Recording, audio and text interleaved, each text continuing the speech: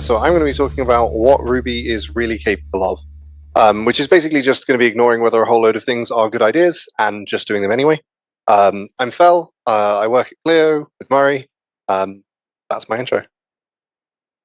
So the most recent thing I did like this was writing Spanish Ruby using inverted question marks. I saw a very silly tweet, like, would a Spanish Rubyist put their inverted question mark in Spanish to mark a question? You put an inverted question mark at the beginning of the sentence. So the question was, would they put it at the beginning of the sentence or would they put it at the beginning of the method call? I decided it'd be better at the beginning of the method call because otherwise you have to do a whole load of interesting C stuff to make it work the other way and easier to hack around with.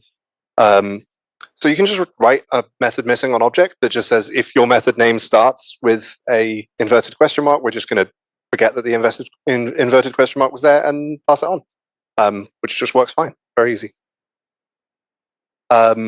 Picking and choosing from modules. So we've had some mentions of Python already.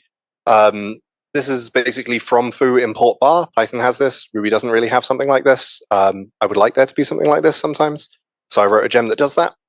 It just allows you to either at the include level or the extend level say, I want these specific methods and I want them off these modules. The code that does that is actually fairly simple. There is no consistency at all between how I've decided to do this at the instance versus class level. And that's because I was doing this for fun and not because it's a good idea. Lots of this stuff you could do entirely differently than how I have approached it here.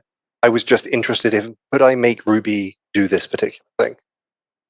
Each of these things, there is a GitHub link for a gem that does this. If for some reason you want to do it, it may not work in some cases. It worked in the cases I tested it in.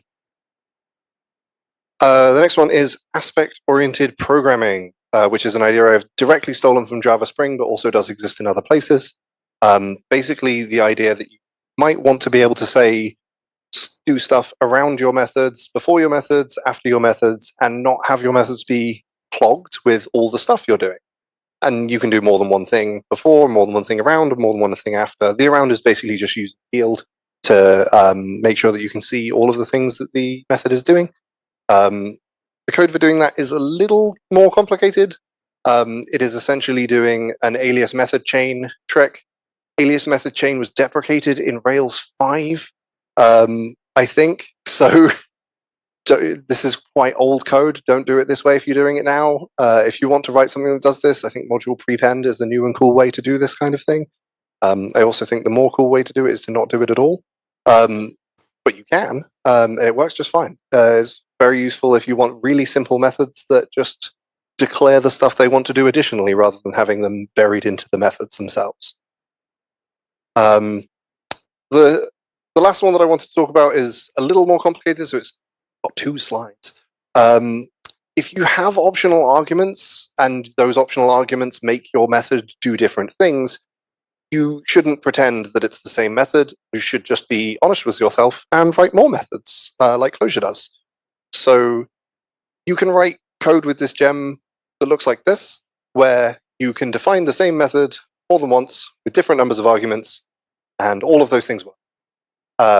So here we're just overloading the bar method, and then we're defining it 4 different times, and each of those 4 things, when called with the right number of arguments, will do those things. The particularly interesting one for me here is star args, because that's sort of an arbitrary number of arguments, and you have to think about, like, how would you know if 2 arguments is 2 arguments, or if it's 1 argument and star arguments? This does work. It all displays the stuff that I said it was going to do. This all functions as advertised. That's just me having require relative that file and then run these lines of code. The code for this is long and complicated and over here. This is not all of it. There is some additional messed up things that this is doing. I'm a particularly big fan of this beginning with if evil things. That's a good line of code that means I'm doing something interesting. The particular trick that I'm using here is that method objects know about their arity, which is how many arguments that they're going to be receiving. And if you are receiving an arbitrary number of additional arguments, your arity is negative. So if you say star args, that's an arity of -1, 1 argument, and then star args, that's an argument -2. So if you take the absolute value of the arity and then look for the number of arguments that's closest to that, you can find something that's probably going to accept the number of arguments that you've got, which I'm sure we can all agree is a completely reasonable thing for me to have done. I thought this was a really interesting thing when I came across it in Clojure, and I wanted to port it into Ruby because I wanted to see if Ruby was capable of it, and Ruby is capable of pretty much anything that you want to do, as long as you want to do it hard enough and are willing to commit crimes to the code to make it happen. None of this is necessarily performant or good. It's just fun, which is kind of like the final point of my my little talk, which is like, why did I do any of these things? They are all like not idiomatic Ruby even slightly. They're all pretty much directly ripped from other programming languages, and I would not recommend any of these things necessarily as good ideas to put in any actual production code. The main reason that I did these things is because I wanted to see what Ruby was capable of, and I wanted to have some fun. I thought it was really interesting to come across paradigms and approaches from other languages and bring them into the language that I first learned with Ruby. I think of Ruby as a really fun and expressive way to do programming, and I think it is genuinely one of the most fun languages that I've ever worked with because of how flexible and enjoyable it is. I did pretty much all of these things on the company time of whatever company I was working on at the time, because learning how the programming languages that we work with work is valuable for us. But like, that's the work explanation for it. It's actually just because it's fun.